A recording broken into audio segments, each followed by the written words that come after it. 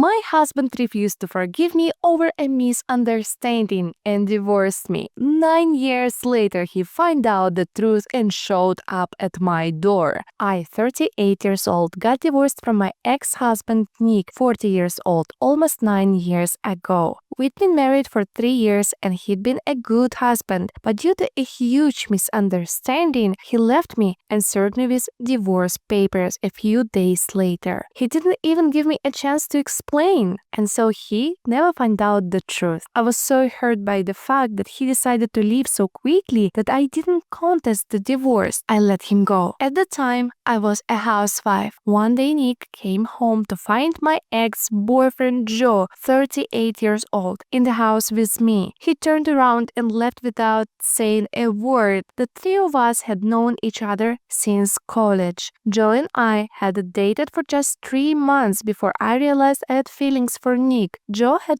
only come by to invite Nick and me to his wedding, which was set for a few months later. That was it. Nothing weird or suspicious was going on. I'd never do something like that to someone else. But Nick assumed the worst and left without a word. I tried calling after him, tried to stop him, but he drove away as fast as he could. He even blocked me everywhere, so I had no way to reach him and explain what had really happened. I didn't know where he'd gone. I spent the next 2 days sobbing and panicking. Joe had also tried to contact Nick to explain the situation, but he got blocked too. I was devastated, but I believed that once Nick cooled down, he'd come back and I could explain everything so we could resume our normal lives. Unfortunately, that didn't happen. A few days later, he filed for divorce. I was heartbroken. I just needed a chance to explain, but he didn't think I was even worthy of that. So with a heavy heart, I decided not to fight for my marriage. I didn't contest the divorce. Once the proceedings started, I packed up my stuff and moved in with a friend for a while. Eventually, I found a job and could afford a place of my own. It took time, but I got my life back on track.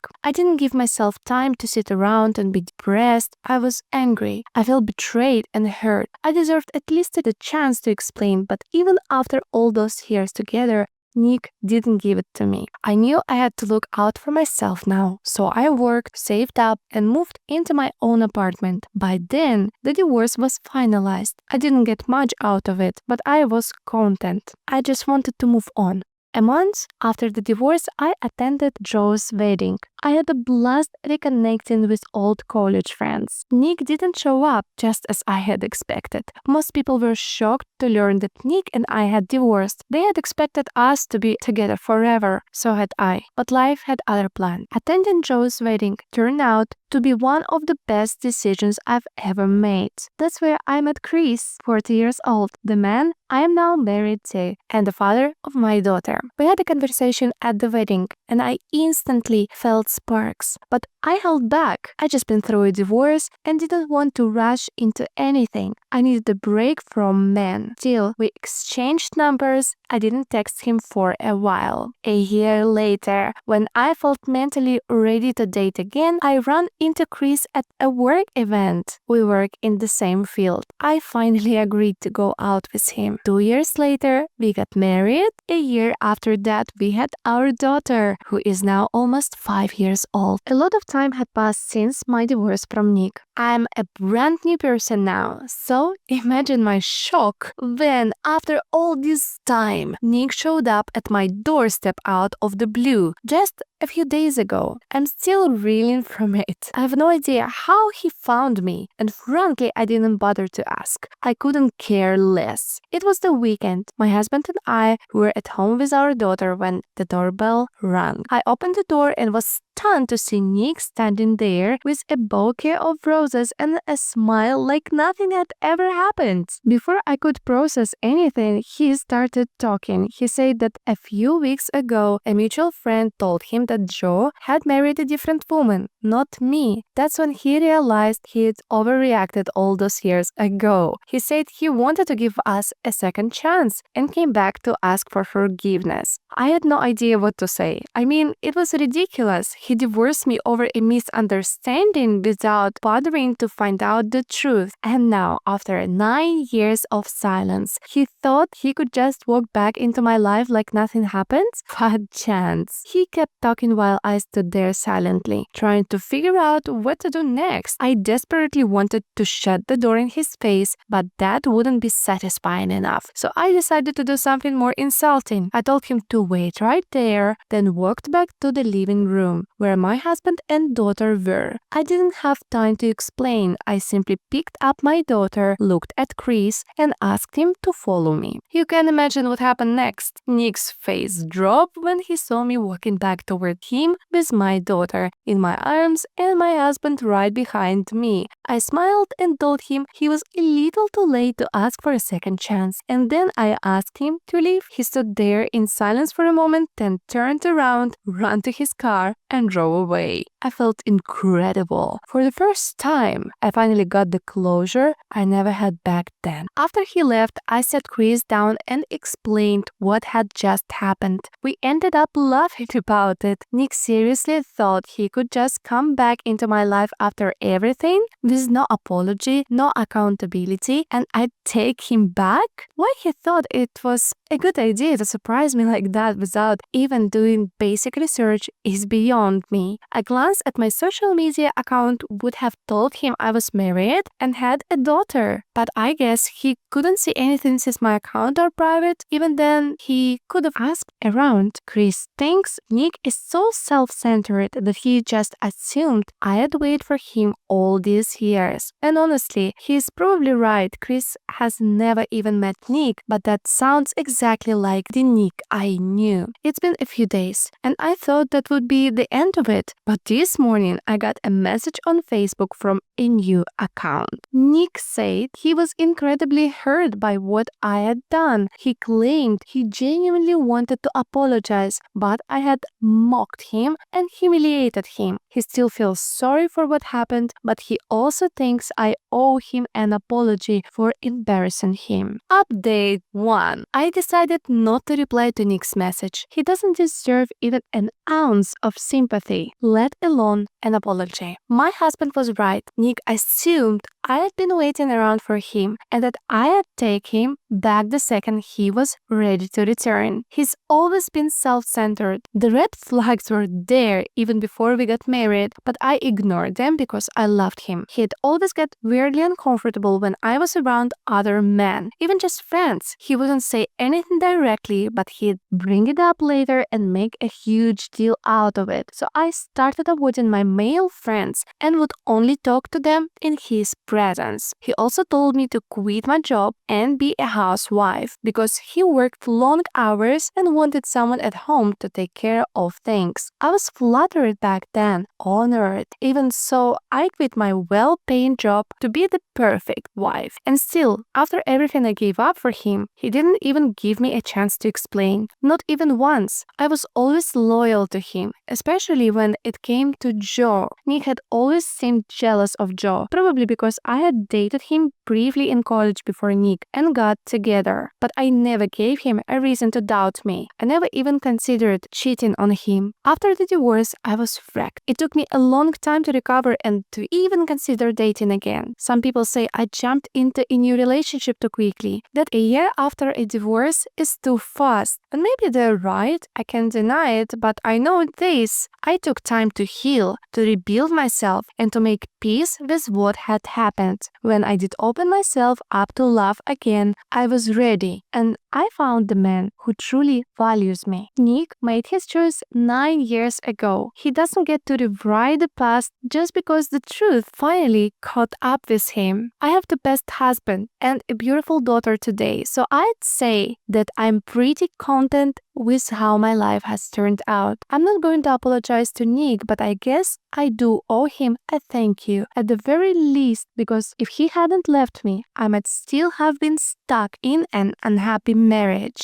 Updates 2. Okay, so I found out a couple more things about Nick. Apparently, the reason he hadn't known anything about my life was because he deleted all his social media. For the past few years, he'd been living in Seoul for work, so he lost touch with his old friends from college as well. He moved back just a month ago and got in touch with a friend of his who wasn't really close with me, so that friend didn't know about my marriage, but he did know about Joe's. And that's what he told Nick. That's how Nick ended up on my doorstep. It's still bizarre that he chose to approach me after almost a decade of not being in touch. But whatever. I'm over it now. He hasn't texted since I ignored his message, and I don't think he will either. I also told Joe what had happened, and even he was shocked at the audacity showing up without any warning, expecting me to just take him back, and even demanding an apology from me because I decided to insult him the same way he had insulted me. My daughter did ask who that man was, but I didn't tell her the truth because she doesn't need to know. I told her he just had the wrong address. That seemed to pacify her, so she didn't ask about it further. I don't think I'm ever going to tell her unless she somehow finds out on her own, which feels really unlikely. Update 3. Nick texted me again after almost a week of no contact. I guess I had forgotten to block him, which was kind of silly on my part, but I have been really busy with work, so I'm not beating myself up over it. Coming to the text, he said that he still has a lot of things he wants to talk about and wants to meet me. He also said that he doesn't mind that I have a husband and a daughter and would still like to give our relationship another shot because he knows that's what I want as well, deep down. She's insinuating that I'd be down to cheat on my husband with him, basically, which is just so ironic because isn't that exactly what he left me for 9 years ago? I was speechless when I saw that text. I was so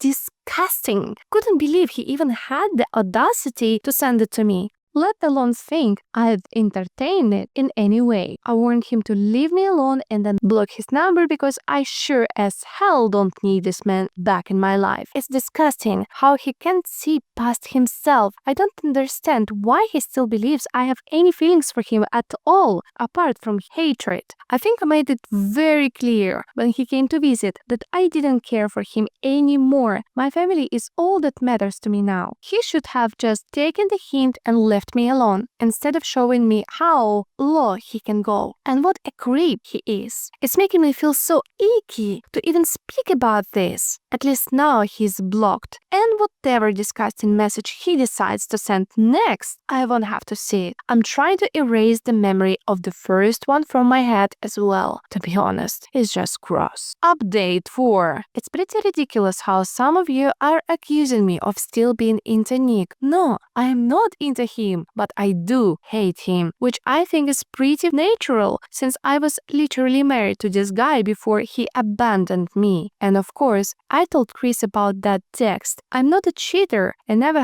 have been, so I would definitely share something like that with my husband. It goes without saying that I love him more than anything in the world and I wouldn't do anything to put our marriage in danger. The only reason I even opened the door to Nick in the first place is because I have a bad habit of not checking who is out there, especially when my husband's home. I'm working on it, but that being said, I would never knowingly let Nick back into my life. I don't want him back in my life either, so it's sickening that people are accusing me of doing that. I hope this clears things up. Update 5. Nick dropped by again. This time I didn't open the door without checking who it was first. Luckily my daughter was out with my husband to meet his parents. I was supposed to go too, but I got caught up with work. When I realized it was Nick standing out there, I told him through the door that he needed to leave and that he wasn't welcome here anymore. I thought I'd made myself clear, but he refused to listen. He told me he was in town for only a couple more weeks and then would be in another country. I didn't really care, but then he said this would be convenient for us. He said I didn't need to fight it anymore and that we could finally be together. I couldn't believe he was standing outside my house asking me to cheat on my husband. I was appalled and disgusted. I told him he had 3 seconds to leave or I'd call the police. Once again, he didn't take it seriously, so I ended up calling the police. They had to take him away. I'm glad my daughter wasn't there to witness it. I called my husband right away. Chris came back within half an hour and made sure I was all right. I was okay, just a little shaken. I don't even know how Nick found out where I live. The friend who told him about the Joes being married wasn't even close enough to me to know where I live, so it couldn't have been him. Now I'm feeling weird and uncomfortable in my own home, and I hate it. I am lucky he's only here for a few more weeks, and I am counting on that to make him stay away. It's not even myself I'm worried about most, it's my daughter. I'm not saying he'd put us in danger, he doesn't seem psycho yet, but I wouldn't put it past him. Even today, while I was hiding in the living room waiting for the cops, he was begging me to give him one chance. He thought I was bluffing about the phone call even though he heard me report him. That's just him being super delusional. My husband and I are considering increasing our security. We're going to speak to his uncle who works in the police and get advice on what to do next, because this has taken a super weird and creepy turn. I don't want to stick around to find out what he does next. Update 6. I think I found out how Nick traced me. I talked to a couple of college friends and one of them had given my address to Nick's old friend. She apologized several times when I told her what had happened and said she'd forgotten to ask me first. I am obviously still pissed because her forgetfulness has led to a crap load of problems for me. I'm taking a breather from her now because what she did was immensely stupid. I don't just give out people's addresses without asking first. I think even second grades know that much. I haven't heard from Nick since the police escorted him off our property, but we're still considering moving. Just in case he was lying about being here only a few more weeks. Chris and I don't want to risk anything, especially since our daughter goes to school nearby. I am feeling incredibly paranoid and anxious about this whole situation. We're still weighing a move, and the only thing holding us back, ironically, is our daughter. She loves our home and has been very upset since she found out we might have to leave. Any tips on how to deal with this are welcome. For now, we're trying to figure out how to make this work without compromising our safety. Update 7. Nick has moved to Canada. I've confirmed it with multiple people, so I know for sure he's gone. He's back on social media again, which is how they all know what he's up to. He did text me once after I called the cops, just to say that he still believed something could have happened between us that day, but I was too scared to let it. He told me he'd wait for the day I realized, like he had, that I still loved him and that my husband was just an obstacle. He even said he'd be waiting to adopt my daughter to prove how devoted he was and sent me his new address in Canada so I could reach out when I was ready. I couldn't believe people could be this delusional, but at least he's gone. He used a new number to text me, so I blocked that too. That was it. I no longer have to deal with his bullcrap or worry about his showing up unannounced again. I'm so glad we didn't have to move. My daughter is happy we stayed in the home she loves. As long as she's happy and safe, I'm okay with everything. Now that I know we're not in danger, I'm not that worried anymore. We're still keeping the security measures in place, though, just to be sure. Chris and I read the last message Nick sent together, sitting on the couch, drinking wine and watching our daughter play. It honestly felt ridiculous that even after seeing my family, he still believed I'd want him. I can't imagine how anyone can be that self-involved. I even sent the message to Joe and he had the same reaction. I'm still not speaking to the friend who gave out my address. What she did was very irresponsible, and as a mother herself, she should have known better. She didn't just put me in a tough spot, she put my whole family at risk. I can't forgive forgive that. Anyway, my husband and I are planning a trip to the beach, my daughter's favorite place, in a few weeks, just to let off some steam. These past couple of weeks have been really stressful, and I feel like I've earned a break. I've been super busy with work, and so has Chris. I'm sure this will do us all a lot of good. Thank you for all the love and support you've been sending us. Much love. This is the end of this story. Share your opinion in the comments. Subscribe and see you in the next video.